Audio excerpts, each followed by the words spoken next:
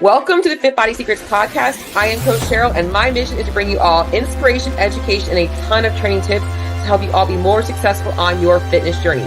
Whether your goal is to lose body fat, build muscle, perform better, compete at your highest, or simply fix the hormonal and metabolic conditions that have held you back for years and years and years, I hope to offer you guys simple, science-based nutritional approaches that are going to help you finally see the results that you're looking for. If you get any value out of this episode or any of my episodes, please shoot me a DM, shoot me a review, let me know that you're listening, because my mission is to help you be more successful. Enjoy the episode. All right, guys, happy Sunday. I am recording on a Sunday this week. It has been a great week, actually coming off of an amazing experience last weekend at the Nutrition Coaching Summit, where I was around a bunch of amazing coaches out there, learning from some of the best in the space, and honestly just getting to connect with a lot of other coaches also looking to create impact in this world. And it kind of really sparked me into a topic that I haven't discussed in quite a while on my podcast, although I have brought it up quite a bit on my social media marketing on my social media, is, this concept of reverse dieting. And I talk a lot about, getting you guys to learning how to eat more, to weigh less, because it is really important for us to realize that when we are trying to achieve the ideal body composition, not only for how we look aesthetically, but where we're going to perform our best and feel our best in life. Honestly, chronically undereating is probably one of the worst ways to try and achieve that goal. And I just think that it's really hard for people to understand that, because for so long, people have been fed to eat less, and move more. Well, there is an application and a need for that. But the truth is, the time we spent dieting or eating less should be way less than the amount of time that we spent eating at maintenance. And this is where reverse dieting can come into play. So hopefully today's episode will give you guys a little bit more of an understanding of how to do this, why to do this, how to apply it. And for those of you guys out there, just to get started, is like, if you're somebody out there that has lost weight, regained weight, lost weight, regained weight, this is where reverse dieting might be the right thing for you. There's a lot of scenarios that I'm going to give into today, but particularly for those of you guys out there that just can't seem to maintain any sort of weight loss. And there's a lot of food guilt, and there's a lot of, just feeling like you're always having to start something over again. I want you guys to give you a little bit of a different strategy that might help you guys be more successful. And if you are trying to lose body fat, then starting with a reverse diet, if you have never done that, might actually be the right thing to do. So let's get rolling. And I'm going to kind of roll kind of like I did last week, giving you guys a little bit of overview of what to expect today. So we're going to talk about what is reverse dieting, understanding metabolic adaptations that happen as we lose weight, why we should reverse diet, and some things that might actually affect the effectiveness of the reverse diet, along with what you can be expecting along the way of reverse dieting, how long we should be doing it for, and obviously how to apply it and how to monitor when we should actually stop, like when are we in a good place. And so we're going to kind of roll right into things here. So what exactly is reverse dieting? And if you're watching this on YouTube, you can see I have a picture of a person staring at a small plate full of a couple of tomatoes and some lettuce. And the reverse diet example or definition I'm going to give you is, it is a method that involves slowly and strategically bringing up calorie intake in an effort to raise our metabolic rate. And essentially why I put it that way is that I think that what a lot of people think reverse dieting is, it's just bringing up calories. And this is also why they're often met with, why is my weight going up? Why am I feeling bloated all the time? Why am I getting all this bad feedback? I don't want to do this. It's not working for me, because they're not doing it in a strategic way. If you're not tracking your calorie intake and you're trying to reverse diet, you're not going to be successful. You have to be able to understand that if you want to get the best results out of a reverse diet, the best way to do this is to be keeping an accurate food journal. I think that a lot of people are very good at tracking calories for the most part when they're trying to lose fat, but when they're actually trying to eat more, they don't see the benefit of this. And this is probably also likely why a lot of people end up regaining weight, because the second they're not trying to track to lose weight, they don't track their food anymore. They stop tracking. So ensuring that you are really good at tracking food is going to help that. And we do it in a slow and strategic way to watch and monitor changes in your biofeedback, how you're feeling, how your digestion is, how your energy levels are, how your body's responding to it. Also watching the weight, hopefully ensuring that we are looking to minimize fat gain. And for a lot of people, you can actually put on some muscle when you're reverse dieting. So we want to see positive changes from a reverse diet, not negative changes. All right, so let's talk a little bit about one of the main things and why we bring up reverse dieting as nutrition coaches. Something that we see very commonly in the nutrition coaching space is clients that come to us that are eating anywhere from 800 to 1200 calories a day, and they can't lose weight. You know, they're or that worked for them at one point and now it's not working for them anymore, or they've lost a considerable amount of weight and they're stuck where they're at. And that's why I wanted to start by talking a little bit about what is metabolic adaptation, because this is going to help you guys understand why reverse dieting could be the solution to why you're not getting results. So essentially, when we eat less food, we eat less calories and less food volume, our caloric expenditure also drops for a couple of reasons. One, we are not going to have as high of a thermic effect of feeding. So without having as many calories to break down, our body doesn't have to do as much work in the digestive system to break those things down. Two, with a lack of energy available, our body will start to slow things down to compensate for that lack of energy. So there is a difference in our calorie expenditure when we feel really good and alert versus when we feel tired and sluggish, hands down. The more alert and energetic you are, the more calories you are burning. The more tired you are throughout your day, the less calories you are burning. And I can tell you that from personal experience. So we need to understand that as we eat less food, our caloric expenditure is also going to drop. As we lose weight, we also see a change in our caloric expenditure because as we weigh less, we don't burn as much. So if you put a 20-pound weight vest on and you go for a walk, you're going to burn more calories than if you didn't have that weight vest on. So if you lose that 20 pounds, you no longer have that weight vest on to burn calories. So we are going to weigh less there. If you are losing muscle, if you are not dieting in the right way, you are also going to lose some of your basal metabolic rate because you no longer have that extra muscle that you are carrying on that's going to increase that. So we want to make sure we're looking at metabolic adaptation because reverse dieting can actually help with some of this. So I have this little picture up here of 3 women, and this can be for men as well, but this is just a picture I have, and this is taken right from Precision Nutrition. And it's just going to kind of show you also what kind of happens as we diet, right? So the one on the left there you see maintains her weight at roughly around 24 to 2,500 calories a day, never dieted before. Okay, and in the middle there, oops, I can't move this slide picture here, but it's right in the way of what you see underneath there. But she just tried her first diet recently, and now she's honestly on a little bit of a cut. So she's, maintaining her weight a little bit at a lower calorie number.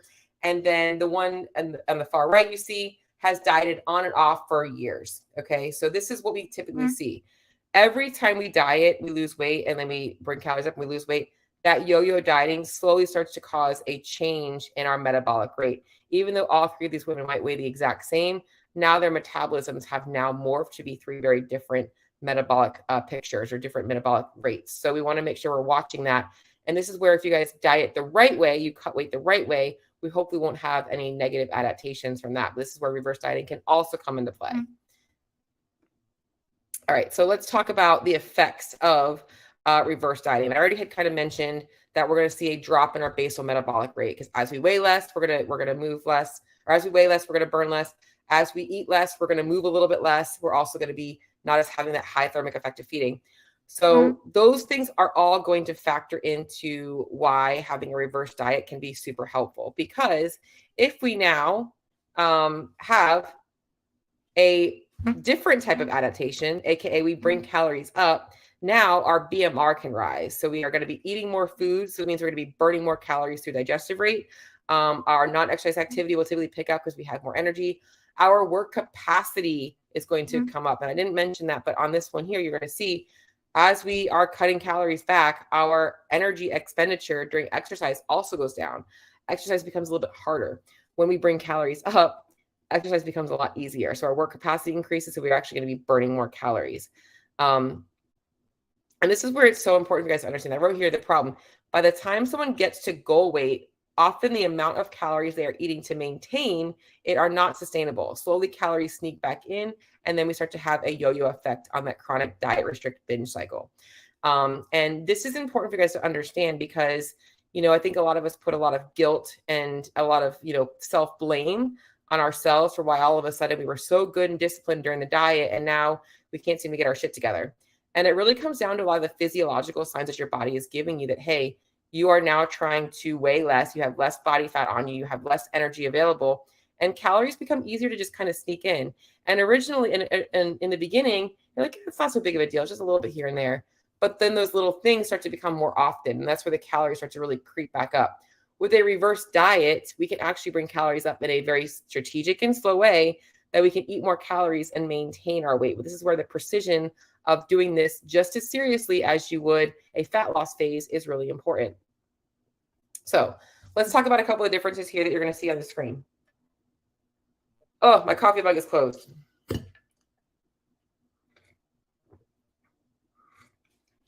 All right. So I know this might be kind of small on your end. I'm not 100% sure how big this looks on your end because I'm looking at my screen. It looks small on my screen. On the photo on the left here, what you're going to see is the typical yo-yo dieter. So as we go into a fat loss phase, right, we have to drop our calorie intake. As we drop our calorie intake and we start to weigh less, our metabolic rate also decreases. Let's just say we get to a point where like, oh, it's vacation day, diet's over, and we go on vacation and boom, we start to kind of eat more again. Calorie intake goes up and we come back from vacation and we're not motivated. So we end up maintaining that there. So we're back to kind of like maybe even being a little bit higher than we were when we left. And we've got this craziness here. Now we're like, all right, it's time to cut again. It's after the holidays. It's New Year's Day. It's time to go ahead and drop back down. Boom, we drop again. And then as you can see, we bring calories up. What you're noticing here is that with this yo-yo effect, we're seeing that the weight and the calorie intake is going up higher and higher, but our metabolic rate is still staying low because this is not giving our body good signals. It's teaching our body that we are binging to hold on. It's the quote unquote starvation mode, because what might be coming next is starvation, or is going to be that famine. So we're essentially setting ourselves up to store body fat and slow metabolic rate rather than optimizing. With a reverse diet, the goal is to do it in a way that as we cut weight, we slowly bring things back up.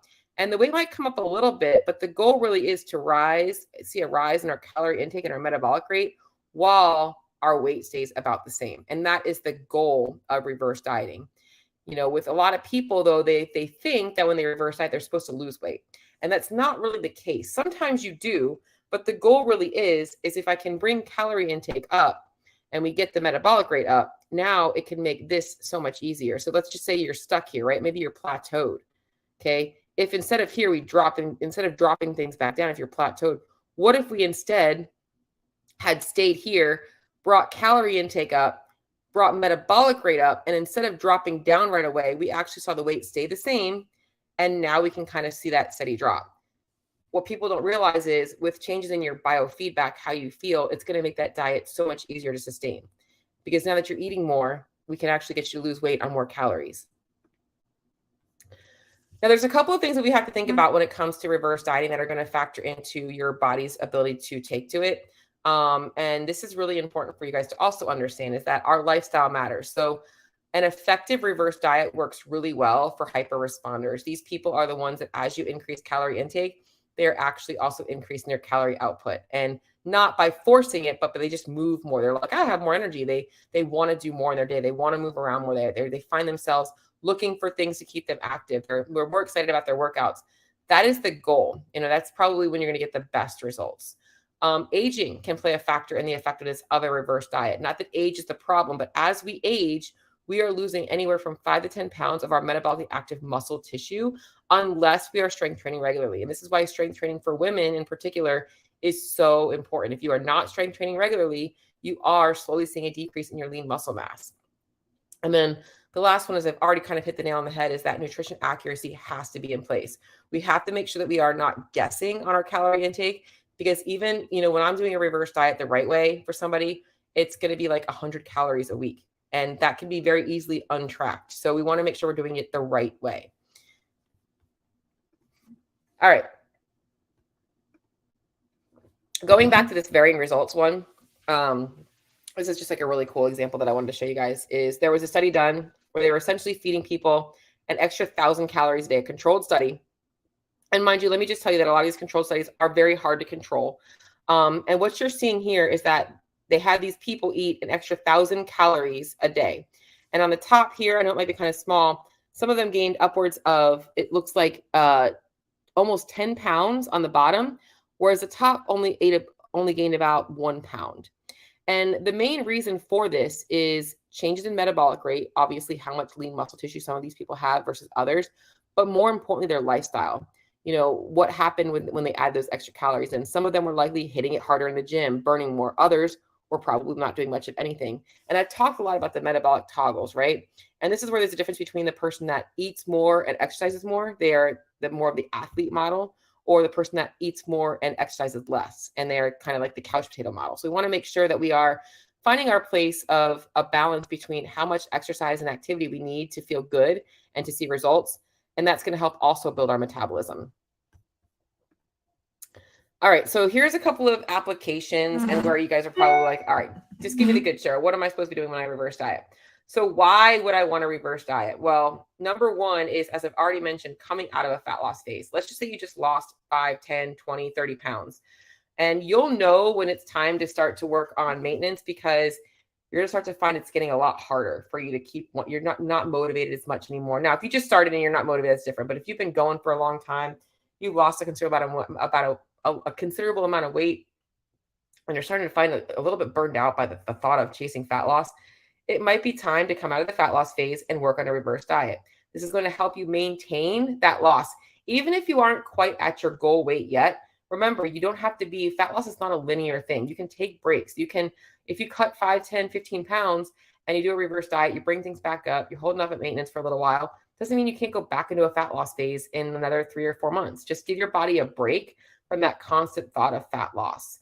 Number two is maybe you have a lack of results despite really trying to be accurate with calorie counting and macro counting and hitting the gym. This is typically when you have to keep dropping calories down and you're not getting anywhere. And if it's getting to a place where like the amount of calories you're eating it's not in line with what you actually enjoy, it's probably time for you to do a reverse diet, making sure that you're working on lifestyle, getting yourself moving more, burning more calories throughout your day, getting more muscle on your body, and eating more food.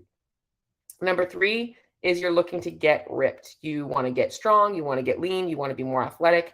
When you reverse diet, we can bring calories up, get you in a place of optimization for building lean muscle tissue while minimizing fat gain.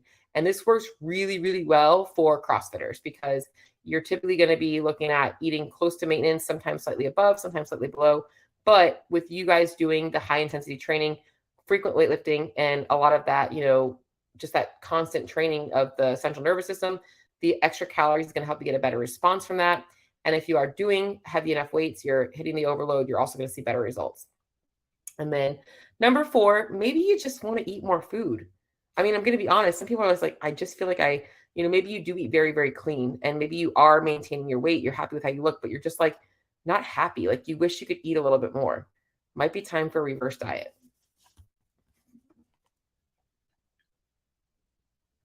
All right, let's talk about how to get started. So the first thing here is knowing if you actually need a reverse diet.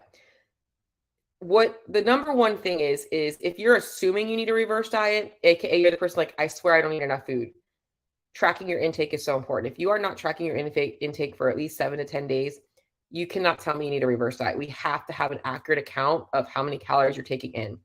Once we have that, now we can assess, do you need a reverse diet? So we're going to want to start by calculating your calorie needs at rest, and then for your BMR, and then also for TDE. So essentially assigning a caloric number for how much you need to maintain your exercise habits and all that stuff, and figuring out where you should be essentially for maintenance according to a calculator. But we have to have that calorie intake because it allows us to see, all right, this is optimal essentially, but this is where you're at. And knowing where you have to get to is really, really important. For some people, they might realize they don't need a reverse diet. They just actually need to be consistent with their calorie tracking, and honestly, maybe look at bringing up their BMR, bringing up their caloric intake, because if they want to lose fat, the amount of calories they're trying to diet on is not very satiating to them. So we want to have that assessment first and foremost to be able to figure out where exactly we want to go. And then how do we actually apply reverse dieting, right? So number one is once we know where our calories need to be or where we want to get them to, essentially we have to start by balancing out the macros. And the most important macronutrient, honestly, guys, is protein. The other two doesn't really matter that much as long as it is sustainable and balanced and it supports your lifestyle and your training modality. So if you're doing CrossFit and you're trying to do like a low carb diet, that's not going to be as beneficial. And carbohydrates tend to have a better effect on muscle building than fat. So we would be better off having a higher carb, higher protein diet and a little bit lower fat diet. But we want to make sure we're setting our protein somewhere close to 1 gram per pound of body weight. If you're significantly overweight or you do have some body weight to lose and you're looking at using the reverse diet to hopefully improve your results in a fat loss phase, we're going to want to start close to goal body weight. And that is not a high number. I think that a lot of people, that's a high protein diet. No, that is a moderate protein diet. The standard American diet is typically a very low protein diet, and they actually show you that it's essentially the minimum intake. Okay, that's not the optimal intake. When they talk protein numbers for the RDA recommended, that's the minimum. We're looking to optimize here. So right around 1 gram per pound is where you should be. Then from there, we want to take a look at that matching of, okay, here's where my calories are. Here's where I want to get them to go. I don't want to just jump them up right away. I want to find a strategic way of bringing them up. And there's actually a couple of ways we can do this. We can do it by bringing up, call it like 100 to 150 calories a week, or anywhere from 5 to 15% a week. And we're adding a little bit to every single day. Or we can have like a little bit of a calorie cycling thing where maybe we have some higher training days. We want to increase our calories maybe a couple of days a week, and then do that for a few weeks and then add a couple of more days, a couple of days a week. We can kind of sprinkle them in throughout the week and then slowly kind of tailor on it. All depends on the individual. So we can kind of go 7 days a week, or we can do like 2 or 3 days this week. And then next week we're doing like 4 or 5 days. And then we're going 6 or 7 days. And then we're adding a little bit more on top of that. So we can slowly bring things up over time, either by week or by the day. And then we're going to be wanting to assess our hunger and our satiety cues, our biofeedback, how well we're sleeping, any cravings we're getting, tracking weight, tracking measurements, tracking photos, tracking all of these things to see how the reverse diet is working. And then how do we know when to stop? Okay, well, you know when to stop because the amount of food you're eating, you're like, I don't want to eat any more food. I'm not interested. I have enough calories. I don't feel hungry all the time. My biofeedback is good. My performance is good. Maybe you start to see some undesirable body composition changes. You're not liking the way you look anymore. Now, mind you guys, don't let this be a mental thing. If you do deal with some body dysmorphia, make sure that you're taking photos, taking measurements, not just relying on having a bad day and being like, oh my God, I look bloated today.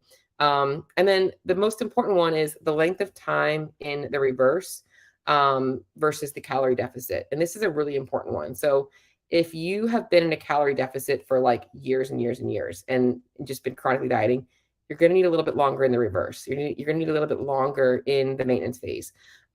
If you've only been just coming out of a fat loss phase the first time, maybe you don't need that much time. And then we can kind of move into maintenance and intuition, but we want to make sure we're giving our body enough time to adapt to these changes. And how do you know when to keep going? Well, you're freaking hungry, because usually with the reverse diet, we're going to see that our appetite goes up a little bit as the thermic effect of feeding goes up. Our body's going to start to crave those nutrients. Maybe your feedback still isn't very good. You're still having some sleep issues, some sleep disturbances. Maybe you're still feeling a little bit off with things. You're not getting any negative body composition changes. You haven't seen anything bad happen. So you're like, well, why not keep eating some more? And the length of the time in the reverse is less than your time in the deficit. So we want to make sure we are giving our body enough time to recover, as I already mentioned. The end goal of a reverse diet is honestly that I'm just going to read this right out here. At the end of a successful reverse diet, you should feel energized and excited. You should see improvements in your relationship with food, and hunger cravings should be manageable. Many times we need to precede a fat loss phase with a reverse diet, which often makes fat loss easier. So this is where you guys have to understand that sometimes the best place to start your fat loss phase is with the reverse diet to get you in a healthy place. So when you drop into a fat loss phase, you are more successful. And it all comes down to knowing your relationship with food, how long you've been trying to lose weight for, what you've tried in the past, and getting a really accurate account for what your body needs. And this is where having a full assessment will help you with that. So that was my quick little talk today on reverse dieting. And I know that I could have really kind of went down the rabbit hole in a lot of things, but I did want to kind of keep it focused for you guys. I myself have went through my own reverse diet, and a lot of my clients have been very successful with seeing reverse dieting work for, as I mentioned, all of these end goals, right? We want to make sure that we are actually feeling good and satiated on the amount of food we're eating. We don't feel restricted in our life. And obviously discipline is very different than restriction. So we all have to realize that in order for us to maintain a fit body, we also have to still have some level of discipline in our life, but it should not come at the result of feeling constantly restricted in our day-to-day. We want to remove the food guilt. We want to feel really good. So if you are somebody out there that like really struggles with this whole concept of eating more to lose weight and really want to get a little bit of a deeper dive on if you need something like this, feel free to reach out to me. I would love to talk to you, connect, and hopefully give you some ideas to help you apply this more. And there is a link for my Clarity Call application in the show notes. So feel free to reach out. Hopefully this was helpful for you guys. And I will see you all next week. Have a good day.